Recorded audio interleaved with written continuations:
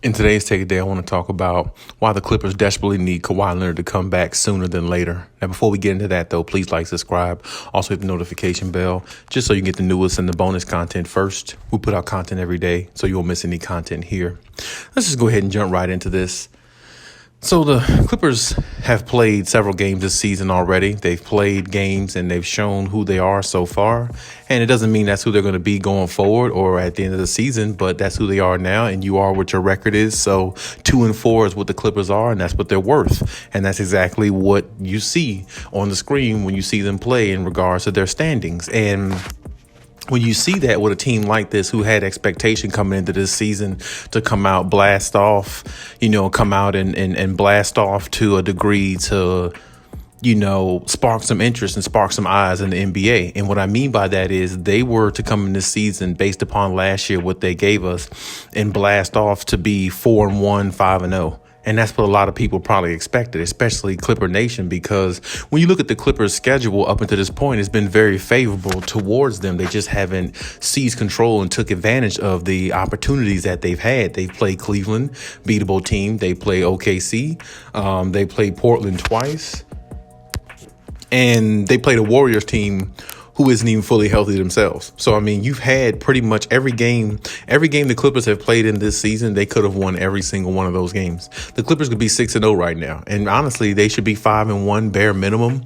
But at the same time, you lose games like these when everybody is not on the same page or when everything isn't clicking the way it's supposed to. And I definitely understand that, because this is the reason why I say they need Kawhi Leonard more now so than ever, seem like, because when you look at the Clippers now, they just don't look together. They don't look like a cohesive unit. They don't look like a well-oiled machine. You know what I'm saying? Even last year, at times in the regular season, when Kawhi went out for a little while, they still kept afloat. They still looked pretty decent. They didn't look as good as they would with Kawhi, but they still looked pretty decent even in the regular season games they played last year, even in the playoff games they played last year. When Kawhi Leonard went out with the knee injury, they kept it afloat and made it to the conference finals. So, with that expectation coming into this season, and now you're looking at a team with a record 2-4, that's the 11th or 12th seed in the West so far, just not what people expected coming from this team. The bright side is they do have Paul George, and he is playing at a pretty good level. I wish he would shoot a little bit more efficient, not go 1 for 9 or 1 for 12 at halftime and then try to come out in the second half of games and look like a great player again. I wish he was a little bit more efficient than that, a little bit more consistent than that. And I feel like that's something that's always hindered his career, from being looked at as a top 4 or 5 player in the league, because, he has the talent to do it, but the consistency of doing it is just not a part of his repertoire, apparently, because it doesn't happen. It's just not something that he does consistently enough to, for teams to depend on his, shooting percentage and his, basketball IQ in regards to his shot selection. But that doesn't diminish the fact that he's been putting up really large numbers. He had 42 points one night. He's had over 30 pretty much every game. He's pretty much been balling since the start of the season. But the only reason why he's probably not mentioned in the MVP conversation, or probably won't be, is because the Clippers have a losing record. And when you have a losing record like that, your numbers and stats get diminished because it's not equating to wins. And this is where I say they need Kawhi Leonard sooner than later, because on the defensive end, they're actually doing not that bad, but it's not helping them win. So it's definitely really not that good, because if you're playing decent on the defensive end, I think they're ranked like number 10 or 11th in the league on defense, but it doesn't matter because you're not getting W's hardly. You're losing a lot of those games. So, what does it really matter if you're not winning? And this is why I say they need Kawhi Leonard ASAP, because when you think about like who Kawhi Leonard is and what he brings to a team, he makes up for so many issues that a team may have. He plays exceptional on the defensive end and he plays exceptional on the offensive end. And I feel like the Clippers are missing him so much because everybody can play their normal position when Kawhi is there. Everybody, has better, shot selection when Kawhi is there. And of course, the spacing on the floor, it just makes it so much more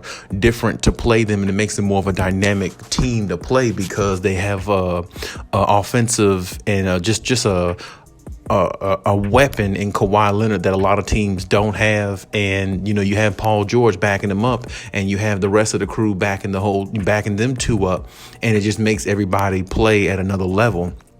On another level that a lot of other teams can't endure and a lot of teams can't deal with. So to me, when you look at the Clippers, 2-4 is just not where I expected them to be. But at the same time, it's still early. But, you don't want to fall into a situation, as I said in earlier's video, where you don't find a rhythm and you're searching for your offense throughout the season, and you're doing a lot of experimenting with lineups and lineup changes, interchangeable guys, and all these type things. And it looks like every other team has their lineup, has what they want to do down packed, and have a plan going into every game, and you look undecided. And the Clippers don't want to be in that type of situation, and they can easily find themselves in that situation if they don't find a rhythm here soon, because without the rhythm, it's almost as if, they're playing backwards. They're playing against each other. They're going against the grain. They're not helping themselves. They're hurting themselves in every game. You're finding yourself locked into games where they're playing teams like OKC, where you should look at a game like that as a Clippers fan or just a fan of basketball and feel like, well, the Clippers should beat this team because they have a better team,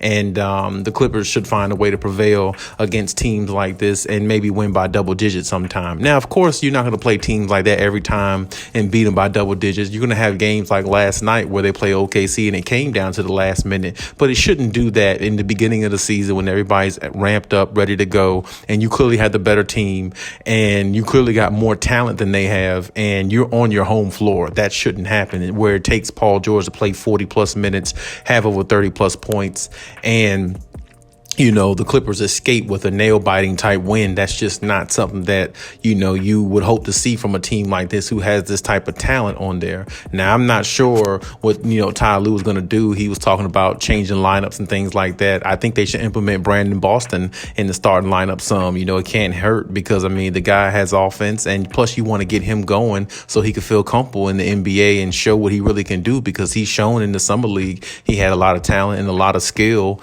and I feel like that's somebody they should utilize a little bit more and at least try to implement.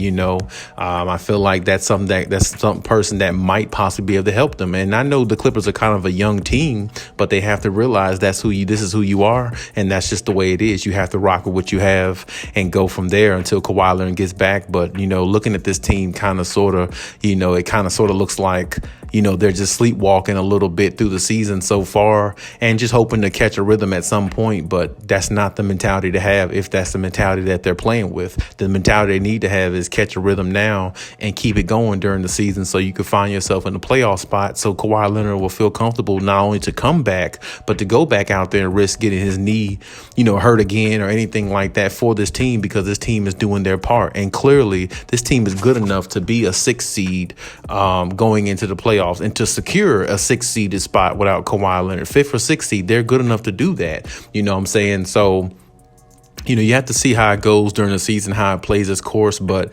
to me, they desperately need Kawhi Leonard because his expertise is, second to none. I think he's the best two-way player, the best player in the NBA, if you ask me.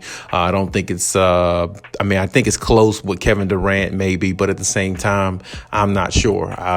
It might be a little bit distant from me because, Kevin Durant, he did lose to Giannis last year in the playoffs. And, it was on his home floor, Game 7. Nobody wants to talk about that. But, you lost to Giannis. You had a half of James Harden. You didn't have Kyrie, but it was just you versus Giannis. If you're the best player in the world, like Skip and a lot of people say, you got to come out with that victory. Giannis doesn't have a jump shot. Giannis can't threaten you in a lot of ways. You can threaten him and their team, but you came out on the lower end, and Giannis came out with the championship. And the last time I checked, Kawhi Leonard beat Giannis in a 7-game series.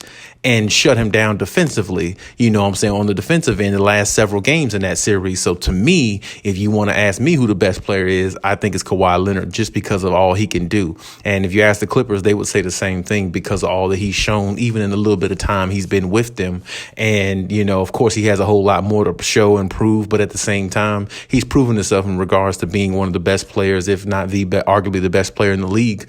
But that's my take on everything, though. Leave any comments in the comment section. Let me know what you think. Do you think my analysis on the situation is right? Do you have a different opinion? Leave it in the comment section. We'll talk about it as always. And Cali out.